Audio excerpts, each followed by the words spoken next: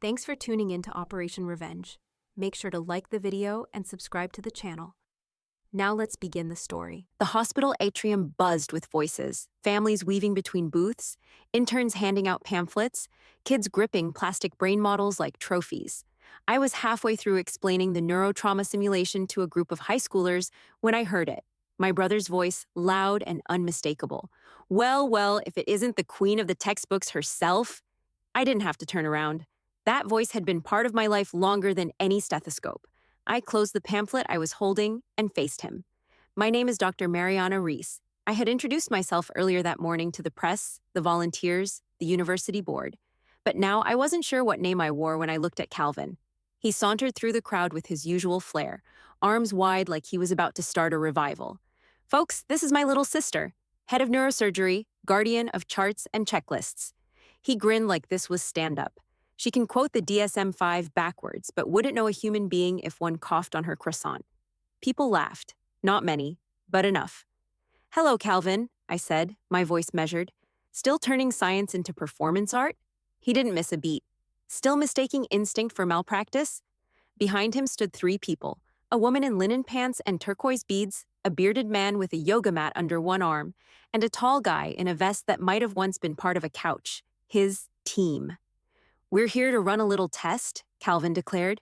"You diagnose 3 mystery cases, no labs, no imaging. Just your clinical methodology, as you call it. Let's see if protocol can keep up with people." I exhaled through my nose. "Calvin, this is a teaching hospital, not a carnival." "But everyone's watching," he said, sweeping his hand toward the growing crowd. "Unless you're afraid?" I looked around. Interns, patients, faculty, phones recording. A younger me might have walked away. But a younger me hadn't led a team through a 4-child AVM case that ended with 1 lost surgeon and a scar down my left arm I still rubbed when I was tired. "Fine," I said, "but we'll do this properly." I turned to a nearby volunteer. "Get me 3 patient workups. No names, no prior notes, just symptoms." Calvin raised his eyebrows. "You won't even examine them?" "I'll do what doctors are trained to do," I said. "Observe, listen, and follow protocol." The first case was presented by the woman in beads. Her patient was a man with constant headaches and dizziness. She suggested it was energy blockages. "Visual field test?" I asked. She blinked. "Excuse me? Did you check his peripheral vision? Tunnel vision is an early symptom of a pituitary adenoma." Silence. "Based on his symptoms and facial structure," I continued, "I'd order an MRI to check for a macroadenoma pressing on his optic chiasm. The beads won't help with that." The second case, Calvin's yoga friend, claimed a woman was suffering from gut imbalance and needed a cleanse. I scanned the intake. Black stools, fatigue, pale complexion. She's anemic, probably a bleeding ulcer or colon malignancy. "You gave her fennel tea?" He looked away. The final case came from Calvin himself. Young man, muscle spasms, fatigue, numbness in his fingers. "Did he work with solvents?" Calvin faltered. "What?" "Industrial cleaners, paint thinners." "Yeah," he said reluctantly. "He's a janitor." "Then it's probably chronic organophosphate exposure, neurological." The crowd had grown still. I faced them. Instinct is what tells you something's wrong. Medicine is how you find out what. Without evidence, instinct is just guessing. Calvin tried to laugh, but it rang flat. "Wow, that's a lot of jargon to say." "I'm right." I didn't answer. I didn't need to. The hospital's media team had already started editing the footage. Not for drama, but for teaching. I packed up my materials as the crowd began to disperse. Calvin frozen in place with his team looking anywhere but at me. I didn't gloat. I didn't smirk. I just returned to my station. Because I hadn't come to prove anything. I came to show what real medicine looked like. By Monday morning, I was a trending topic on MedForum, 3 Reddit threads, and a satirical Instagram page that mocked both surgeons and sound baths. I didn't need to search it. My phone lit up with links from colleagues, med school friends, and a couple of confused exes asking, "Is this really you?" It was me, at least one version of me. The hospital's official video, cleanly edited, professionally narrated, focused on the learning opportunity, a 10-minute feature on the importance of patient-first methodology, restraint under pressure, and the role of clinical reasoning in uncertain diagnoses. They titled it, "Science Over Spectacle, a Teachable Moment." I reviewed it once. then closed the tab. Calvin's version, that one hit 1 million views before lunch. Someone had sliced the footage with a meat cleaver. They left in the moment I asked for tests, but cut out my rationale. They kept my silence after each failed holistic claim, but zoomed in just enough to make it look smug. No context, no follow-up. Just clips of me, standing straight-backed and unemotional, next to trembling voices and spiritual jargon. The caption read, "Crushed by clinical arrogance, how Western medicine silences real healers." By mid-afternoon, my inbox had turned into a war zone. Some people called me a hero, others called me a witch in a lab coat. One email stood out. "Dr. Reese, thank you for showing my daughter what calm looks like. She wants to be a doctor now, like you. Grateful dad in Minneapolis." Right below it was a comment from a Twitter thread. "Typical ivory tower surgeon, no empathy, just cold facts and snide looks." That's when Calvin burst into my office like a windstorm. No knock, no warning. I looked up from my notes and said the first thing that came naturally. "I see you've read your reviews." He slammed the door. "You humiliated me." I leaned back in my chair, calm as ever. "You invited me to a public challenge. You embarrassed me in front of everyone. You brought 3 patients with no proper exams and turned a hospital outreach into a street show." "I'm being called a fraud," he snapped, pacing now. "People are canceling their consults. My ad sponsors dropped me. I had to take down my episode about healing light. Do you know what that does to my income?" I folded my hands. "Do you know what it does to a patient when their neurological symptoms are misread as bad vibrations?" He stopped pacing. His face was red, his chest rising fast. "You always do this," he hissed. "You always make me look like the idiot." I didn't reply. Not at first. Then I said, "No, Calvin, I make myself look consistent." He stared at me, and for a second the bravado cracked, just slightly. "You think you're better than me," he said finally, voice low. "No," I said. "I think you want to skip the part where actions have consequences." He flinched at that. "I could sue," he muttered. "Defamation, emotional damage." I nodded slowly. "You could. You don't think I will?" "No," I said. "I think you'll realize that trying to weaponize shame won't fix your credibility problem." Silence stretched between us. The hospital hallway bustled on the other side of the door, pagers chiming, shoes squeaking, the rhythm of a world where facts still mattered. Calvin turned to leave, then stopped at the threshold. This was supposed to be my moment. I looked down at my surgical notes, then back at him. It still was. He left without another word. An hour later, my assistant slid a folder onto my desk, a request for comment from a journalist who'd seen both versions of the video. Would Dr. Reese care to speak on the balance between conventional and alternative care? I handed it back. Declined politely. Because here's the thing, I wasn't here to win arguments. I was here to serve patients. And if clarity looked like cruelty to some, that was a price I'd already learned how to carry. I was finishing post-op notes when I heard a knock. 2 polite taps. Not a nurse, not an intern. They usually barged in like the room was on fire. This one waited. "Come in," I said without looking up. When I glanced at the door, I blinked. Ravi stood there, holding a coffee cup and something folded under his arm. Maybe a jacket, maybe nerves. He looked different out of the flowing clothes and crystals. Just jeans, a plain shirt, and eyes that no longer danced with certainty. He cleared his throat. "I know this is unusual," he said, "but I was hoping for 10 minutes. I leaned back in my chair. "Are you here on behalf of Calvin?" "No," he said. "I'm here on behalf of myself." That surprised me. "All right, sit." He did, perching on the edge of the chair like he didn't plan to stay long. He placed the coffee on my desk without asking. Black. No sugar. I figured that was a safe guess. I didn't answer. I just waited. Ravi glanced down, then back at me. "I recognized you the moment Calvin mentioned your name. I didn't let on. Not to him, not to the others." He paused. 7 years ago, pediatric wing at Ashwood Memorial. You led the resection on the multicystic AVM 5 kids, 1 operating room. I felt the memory hit like a pressure behind the ribs. "That case was classified," I said quietly. "I was a resident then," he said. "Osteopathic track. They let a few of us observe through the glass. One of the children was my cousin." That froze me. Ravi nodded. "You saved her life. She's in college now, studying public health." I didn't know what to say. I hadn't thought about that surgery in years. I certainly hadn't expected it to walk into my office holding a cup of hospital coffee. I also remember the neurosurgery fellow who didn't come out of it. He added, softer. Dr. Evan Lark. I looked down at my desk, my fingers tightened slightly on the edge. You didn't flinch, Ravi said. Not when the bleed started. Not when the monitors screamed. You were like glass, clear, cold, steady. I finally spoke. It wasn't clarity, it was containment. He tilted his head. We lost Evan at minute 84, I said. That's when the second child coded. I had 6 pairs of eyes on me through the glass. I had parents praying in the hallway. I had Lark's blood on my gloves and no time to grieve. I folded my hands in front of me. I don't perform restraint, I survive with it. Ravi nodded slowly. That's what I came here to understand. We sat in silence. He glanced around my office. Calvin thinks instinct is medicine. I used to agree with him. But watching you on stage, that wasn't pride. That was something else. Precision, I said. Over pride? Every time. He let out a slow breath. I was wrong about you, and I was wrong to play along with that mess. I shrugged lightly. You weren't the loudest. You watched. He gave a dry chuckle. I watched you dismantle 3 of my colleagues without raising your voice. It was the quietest devastation I've ever seen. I didn't reply. Ravi leaned forward. I want to help.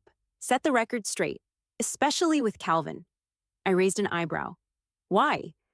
Because he's not going to hear it from a stranger, he said, but he might hear it from someone who stood on the same side of that stage. I watched him for a long moment.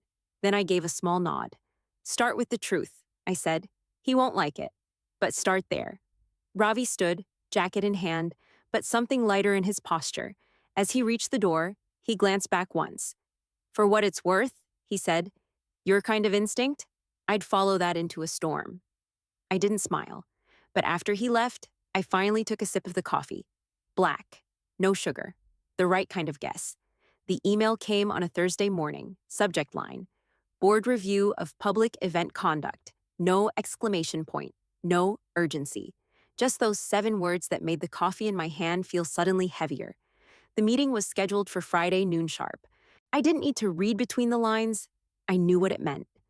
By the time I stepped into the executive conference room, the table was already full. Chief of Surgery, Head of Ethics, 2 hospital board members, and Dr. Ira Levinson, the attending overseeing community engagement, who wore his concern like a sport coat he couldn't wait to take off. Dr. Reese, the board chair began, folding his hands, we appreciate you being here. I nodded, slid into my seat, and waited. As you know, he continued, your participation in the spontaneous demonstration during the open day event has generated significant attention, both positive and complicated. A pause. Our role is to ensure that all faculty behavior remains in alignment with institutional protocol, regardless of circumstance. Dr. Levinson leaned forward. Some members of the community felt you engaged in behavior that was provocative. Do you believe I provoked the challenge? I asked, my voice calm. He cleared his throat. Well, technically no, but I didn't invite the test, I said. I responded to it. The ethics director cut in. And yet, Dr. Reese, once the challenge was initiated, you could have disengaged, chosen not to respond at all. That's what we're examining. I took a breath. That's fair. They waited. I accepted the risk of stepping into a public moment that should have been declined, I said. I should have walked away, but I didn't, and for that, I accept full responsibility. Another pause, heavier now. But, I added, I followed protocol. I did not guess. I did not diagnose recklessly. I stated differential possibilities and referred to appropriate testing. Dr. Levinson gave a tiny nod, more to himself than to me. The board chair turned a page on his notes. There's no indication of malpractice or misconduct, but we are obligated to document that the situation presented a breach of discretion. I didn't flinch. Understood. He looked up. A formal note will be placed in your file, referencing public engagement boundaries. It is not disciplinary, but it is official. I expected that, I said, and I agree with it. The door opened quietly behind me. I didn't turn. Dr. Levinson raised his brows. He's here voluntarily, he said, almost surprised. Ravi stepped inside, shoulders square, voice clear. May I speak? The chair hesitated. Briefly, Ravi took the spot beside me, not across. I was one of the people on that stage. I've been trained in osteopathy for 10 years. I know what pressure looks like. And I've never seen someone demonstrate restraint under fire the way Dr. Reese did. He turned to them. She could have humiliated us. She didn't. She could have shouted us down. She didn't. She showed the public what medical integrity looks like. You should be using that footage in every first-year seminar. He paused. You want to talk about ethics? That was a masterclass in professional boundaries. The room was quiet. The chief of surgery, Dr. Montoya, finally spoke. You may have just pioneered a new model for public medical literacy, Dr. Reese. We'll have to think seriously about how we handle that kind of pressure in the future. I gave a small nod. Thank you. As I walked out, the note in my file didn't feel like a mark against me. It felt like a marker in time, a line drawn between what medicine was and what it could be. I hadn't heard Calvin's voice in over a week, not since the board review, not since the last of his Twitter disciples had moved on to fresher targets. The silence didn't feel like peace. It felt like something loading in the background, waiting. Then, late one night, my phone rang. No caller ID, just a quiet vibration on the desk beside a half-drunk cup of green tea. I let it ring twice before answering. Mariana, he said, voice low. I didn't speak. He took a breath. I'm in Montana, some retreat center for, I don't even know. My producer called it a restorative media fast, whatever that means. Still, I said nothing. They dropped me, he added. All of them. My sponsors, my merch line, even the guy who used to edit my sound bites. He said I'm unrecoverable as a brand.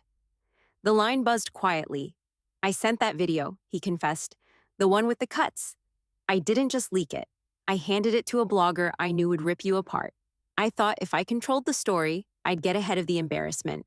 That maybe people would forget the part where I looked like a fool. I leaned back in my chair, closed my eyes, and let him say it. No interruptions. No rush.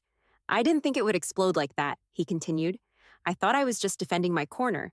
But it spiraled, and I watched it happen, like a guy trying to steer a car that already hit the wall. Silence again. Just breath. Maybe wind on his end. I guess I needed to believe I wasn't the one who ruined me, he said, softer now. But I was. I am. He waited. When I didn't answer, he spoke again. You gonna say anything? I opened my eyes.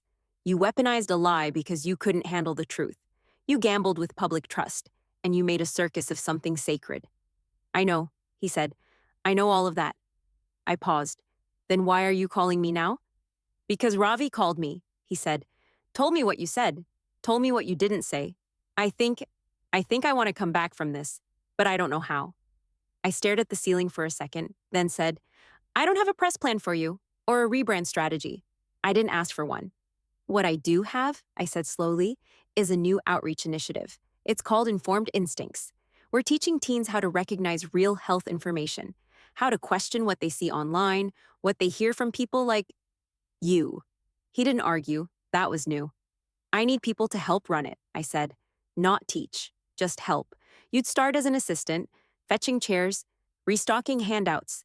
No titles, no mic. A pause. You serious? As a tumor at the brainstem. He let out something that might have been a laugh or a sigh. And if I say yes, you do the work, I said. No speeches, no apologies, no trying to win redemption. You just show up and shut up and stay consistent. He was quiet for a long time. Okay, he said finally, I'll do it. Why? Because I need to be the kind of man who can carry chairs without expecting applause. I didn't say anything to that, but I wrote down his name on the volunteer roster, under assistance. No caps, no title. Orientation's Monday. 7 a.m. sharp, I said. I'll be there. He hung up. I sat there, staring at the quiet screen, unsure if what I felt was relief or just the absence of tension. Sometimes the path back isn't loud. It starts with a name on a list, and someone willing to carry it without fanfare. Calvin showed up early, not exactly sharp. His shirt was wrinkled and his beard a little overgrown, but he was there before the doors opened. I watched from the second-floor balcony as he stood outside the multi-purpose room, shifting his weight like a teenager waiting for a job interview he wasn't sure he deserved. At 7:02, I sent a text to the program coordinator, let him in, no fanfare. He started as an assistant, no title, no introductions. The teens in our first Informed Instincts cohort barely glanced at him beyond a quick thanks when he handed out folders or refilled the snack bin. I didn't tell them who he was, neither did he. For the first 2 weeks, Calvin did what he was asked and nothing more. Carry this, print that, reset the projector. He stayed after to clean up, never complained, never asked for credit.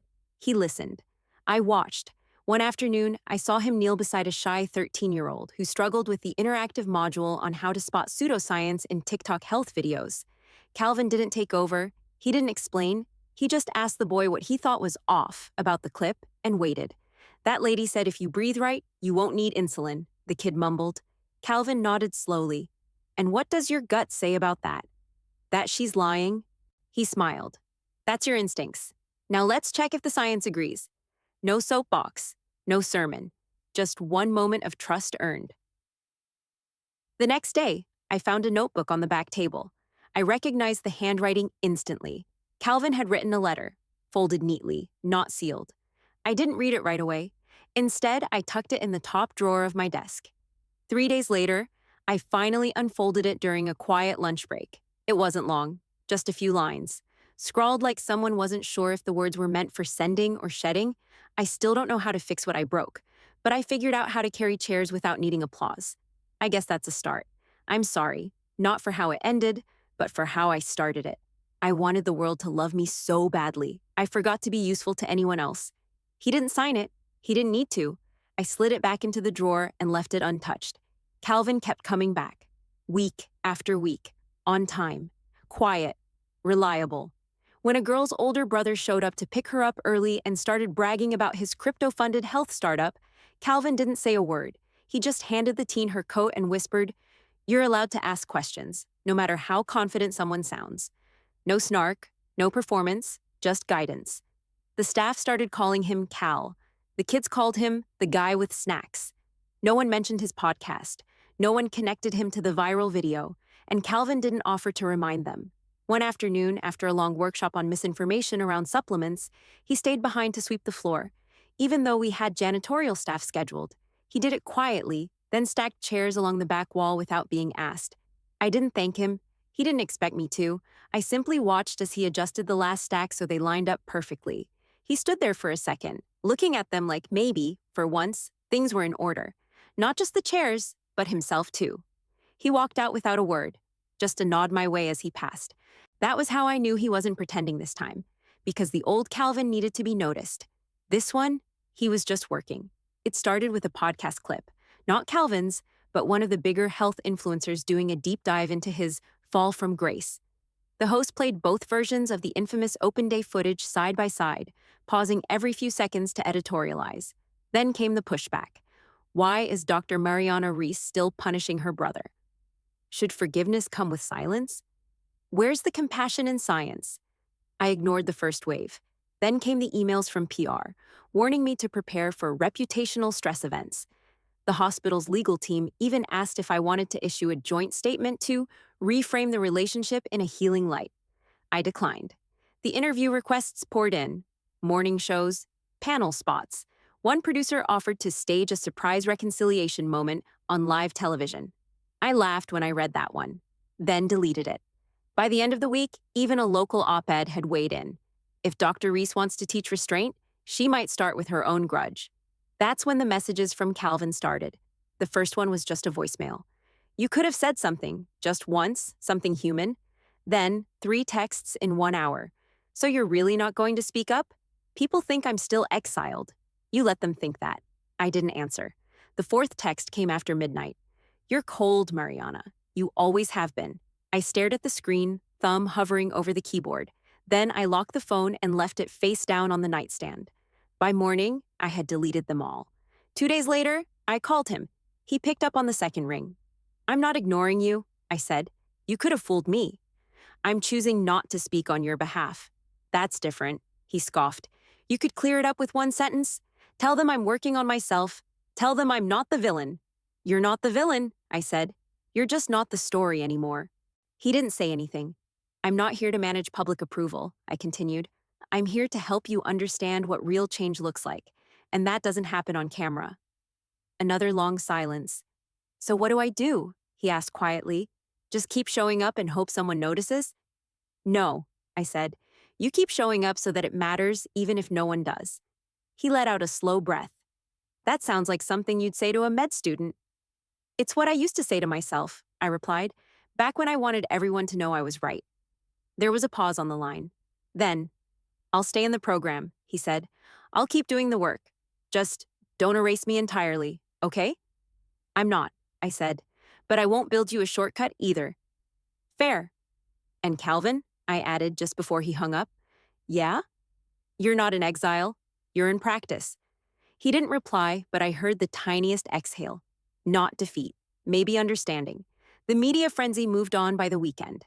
A celebrity chef had misdiagnosed himself with mercury poisoning from his own kombucha brand. The internet had fresh meat.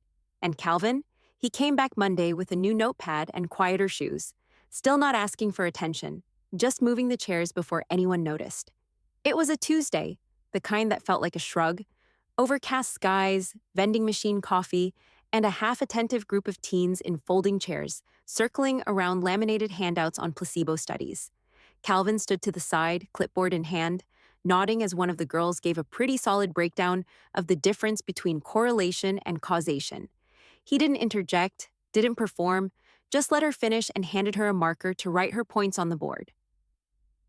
That day's group session was designed to be open-ended, a space for the students to talk about what health meant to them personally.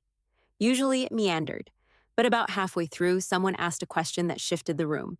Has anyone ever actually changed their mind about something big? The room got quiet. You could feel it, that subtle pressure shift where people wait to see who's brave enough to speak first. Then Calvin did. I used to think instinct was more important than evidence, he said, voice even. Not just think, believe it. Preach it, actually. On a mic, online. I made a whole platform out of the idea that I was more human than people who trained longer than I had. A few of the students turned in their chairs. He continued. What I didn't say back then, what I didn't want to admit, was that I didn't get into med school. I applied 3 times, bombed the MCAT, blamed the system, told myself I didn't need it. He looked down at the floor, then back up. But truth is, I just didn't want to be compared, especially to my sister. You could feel the air change, not judgment, not sympathy either. Just attention. Real, grounded, quiet attention. I've always hated how calm she is, he said, softer now.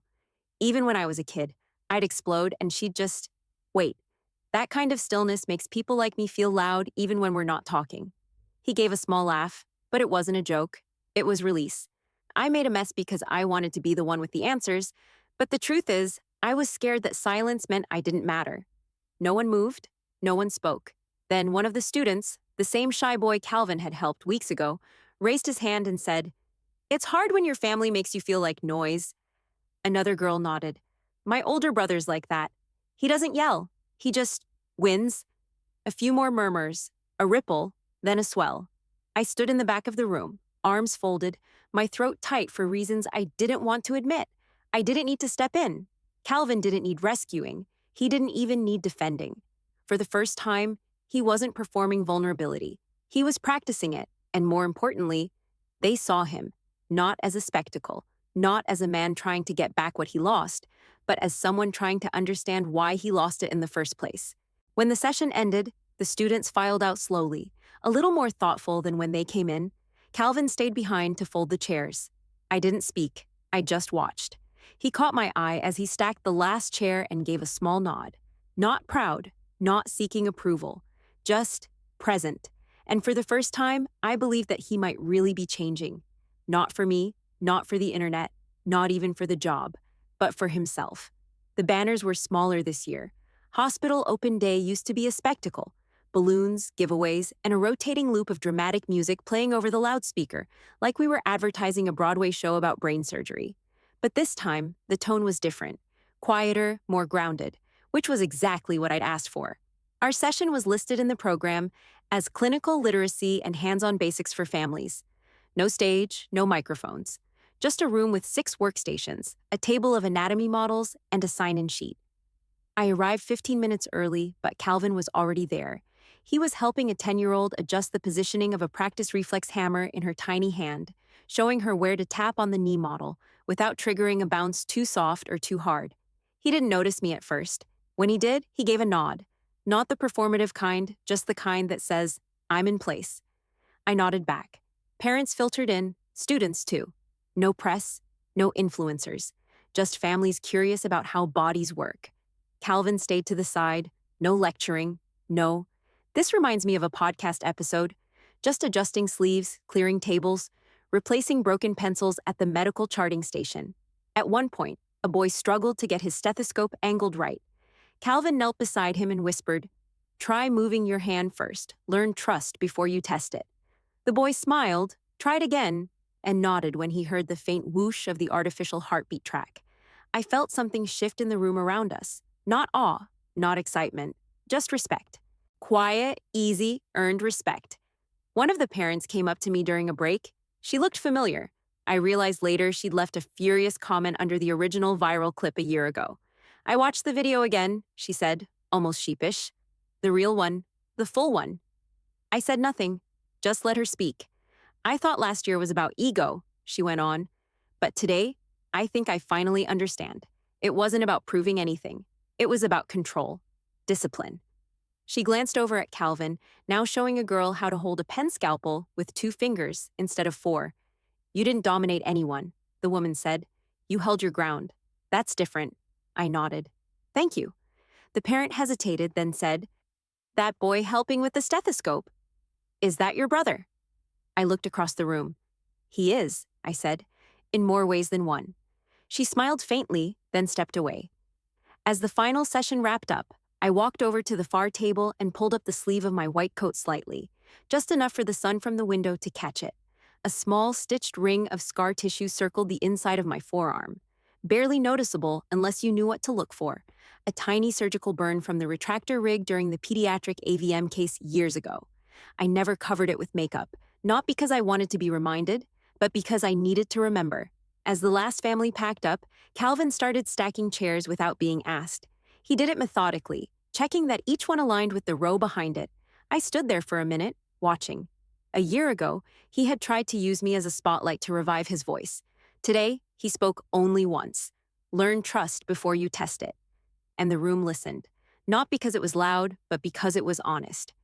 When the final chair was in place, Calvin picked up a folded program from the floor and tucked it into the recycling bin. No one clapped, no one filmed, and somehow, that felt like the loudest redemption of all. The session had ended, and the room was filled with the sounds of shifting feet, bags being zipped, and quiet murmurs from parents as they exchanged thoughts. Calvin had already moved toward the back, gathering up the last of the chairs, his motions automatic and focused. No crowding for attention, no need for validation. Just work. I stood at the front, watching the last few families filter out of the room. The day had passed without incident, without spectacle, and I realized, with a pang, how much quieter it had been than the year before. When the space had emptied, I turned to the group of young students who had remained. They had taken part in the demonstration, working on the skills we had set up at each station: diagnostic tools, patient education techniques, understanding how to communicate with empathy. This wasn't about showing off. This was about preparing the next generation. I held up a small framed photo. The edges were worn from years of being handled. My surgical team, taken on the day of the operation that had defined so much of my career. The photo was still taken with care, despite the years that had passed. "This," I began, my voice steady but quiet, "was the surgical team that helped me save 5 children. We lost one of our own that day, though. Dr. Evan Lark. He was a fellow, a brilliant one." I paused for a moment, letting the weight of the words settle. Precision is often the goal in medicine. We strive for perfection, but we know that even in the pursuit of perfection, we carry consequences. There is a cost to every decision we make, every incision, every diagnosis. I set the photo on the table, tapping the glass. I learned that day that the price of knowledge isn't always what we want it to be, but we pay it anyway, because we are responsible for the lives we touch. There was a small shift in the group. Some of the students were watching closely, others were processing, but none of them seemed distracted. This wasn't the kind of lesson they expected. It wasn't about accolades or even being right. It was about accountability. "I want to leave you with one thought," I continued, my voice firm. "Chase responsibility, not praise. The work will speak for itself if you let it. And when it's time to make decisions, remember, the best doctors are not the ones who boast about their brilliance. They're the ones who carry the weight of what they do, every single day, without the need for applause." I took a step back, letting the words sink in, and glanced toward the back of the room.